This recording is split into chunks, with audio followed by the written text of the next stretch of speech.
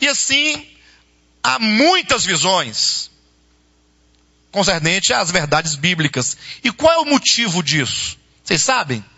Qual é o motivo? O que leva as pessoas a terem tantas visões tão diferentes? Será que a Bíblia é um poço de confusão, de modo que dá base para todas as visões? O que os irmãos acham? Certamente não.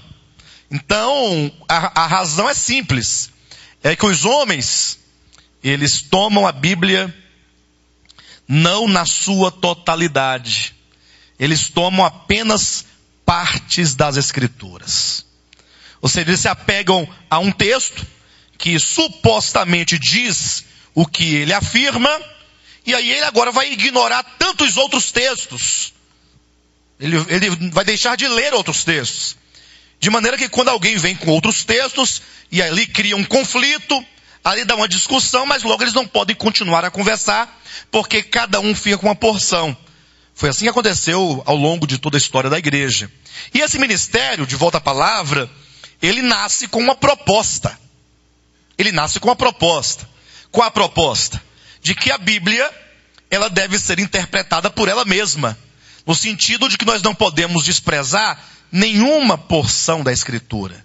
A Bíblia tem que ser colocada, né, de maneira que as verdades, elas vão sendo discernidas dentro da própria Escritura.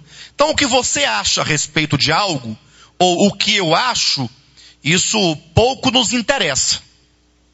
O que nos interessa é o que a Bíblia diz que é a verdade. Então, eu estava dando uma olhada em algumas linhas dos estudos sobre o Apocalipse, e aí eu me deparei com uma linha tradicional, que nega a possibilidade de um milênio escatológico. Nega. Em que sentido?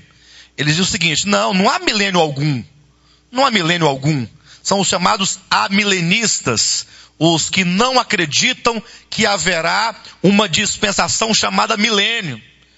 Aí você pergunta, mas como é que não haverá milênio, se em Apocalipse 20 fala sobre o milênio? Aí o que eles respondem? Não, é porque você não sabe ler o Apocalipse. Porque o milênio que diz lá em Apocalipse 20, na verdade, eles dizem, já começou quando Jesus ascendeu aos céus e foi entronizado. Lá começou o milênio. Lá começou o reino de Cristo. E para bem da verdade, eles dizem, nós já estamos no final do milênio. Porque acabando o milênio, Jesus Cristo vem. Então toda essa era de 2000 anos, desde o Pentecostes, ou um pouquinho antes, até então, nós estamos vivendo o reino milenar. Isso é um tanto estranho. Até porque, quando você lê o texto sagrado, e você pergunta para o texto sagrado, não pergunte para mim, porque eu não sei de nada, pergunte à Escritura. Quais são as características do milênio? O que acontecerá no milênio? Aí o texto bíblico começa dizendo o seguinte, olha, então, esse então, certamente é um termo utilizado, é um termo utilizado para dar uma sequência, porque no capítulo 19 de Apocalipse fala do retorno de Cristo na sua segunda vinda, de maneira visível, de maneira pessoal, né? De maneira que então, tão logo Cristo vem, Satanás será preso no abismo por um período de 1000 anos. Então a primeira característica, e é o que marca a característica central do milênio, Satanás estará preso no abismo para não mais enganar as nações. Isso, mas eles dizem, desculpa, amado, o irmão Jaime está falando assim, mas aí seria uma furada, porque se é milênio, seriam 1000 anos, já se vão 2000 anos, seriam 2 milênios. Mas aí qual é o argumento? Não, o milênio é uma palavra simbólica.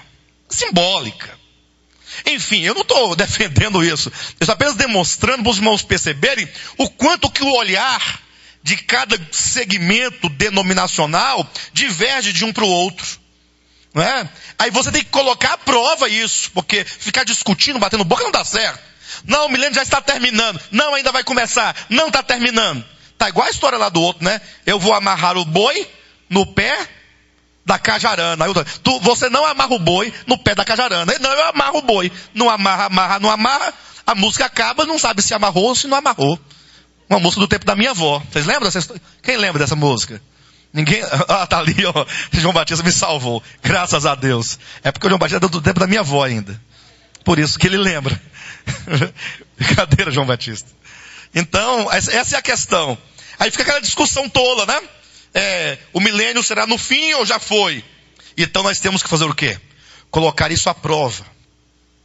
É aquela questão. Aí para fundamentar isso, eles vão criar o seguinte, olha. O Apocalipse deve ser lido como 7 ciclos de um mesmo evento. Eu estou apenas passando por aqui para os irmãos terem uma noção e perceber a nossa responsabilidade ao estudar o Apocalipse. Eles dizem que o Apocalipse são 7 ciclos, né, de um mesmo evento. É como se, eles dizem, no caso do capítulo 4, né, até o capítulo 11, ali dos selos, vamos colocar os selos. Os selos seriam os acontecimentos finais da história. Quando chegasse nas 7 trombetas, ao invés de seguir em diante, não, as 7 trombetas, dizem os defensores dessa visão equivocada. É a mesma visão, são os mesmos acontecimentos dos selos, não são outros. Mas por que são 7 trombetas? Agora são os mesmos acontecimentos de uma outra perspectiva. E as taças? São os mesmos acontecimentos de um outro ângulo. E assim, eles colocam depois 7 personagens. Depois, a queda de Babilônia. Depois, o milênio. Eles vão colocando como se fosse apenas um objeto, 7 vezes, com 7 prismas diferentes. E aí eu pergunto para os irmãos, será que a Bíblia Sagrada, ou a escritura escatológica do Apocalipse, permite esta compreensão?